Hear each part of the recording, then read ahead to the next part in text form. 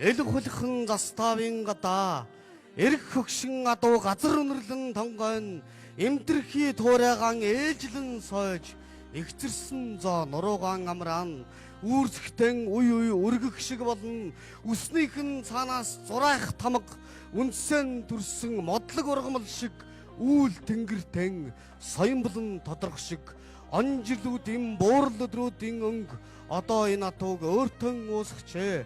Олоортож татсан жамын олмон ороо цанхыг нь чивчирдэл татчээ.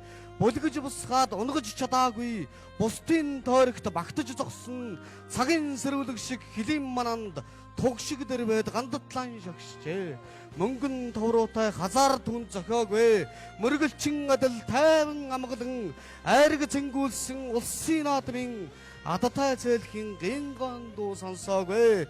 Унган цагаасаа улсын хил дээр уяатай зогссон хилчин адуу эрт цагийн уухан дуу харин эгшиглэж байдаг цэргийн анги дээр урд шанхаа унжуулан зогсон улдах хэрэггүй бүгдийн зогсон холдож чадахгүй хорогдож зогсон холын бодолд дарагдаж зогсноо.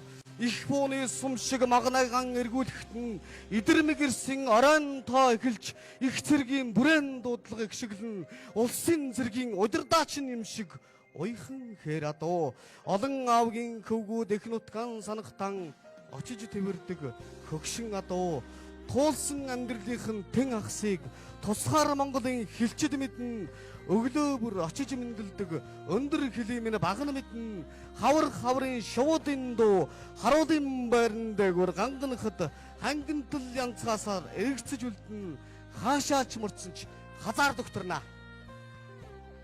Баярлалаа. Одоо насад оржийн шагналт яруу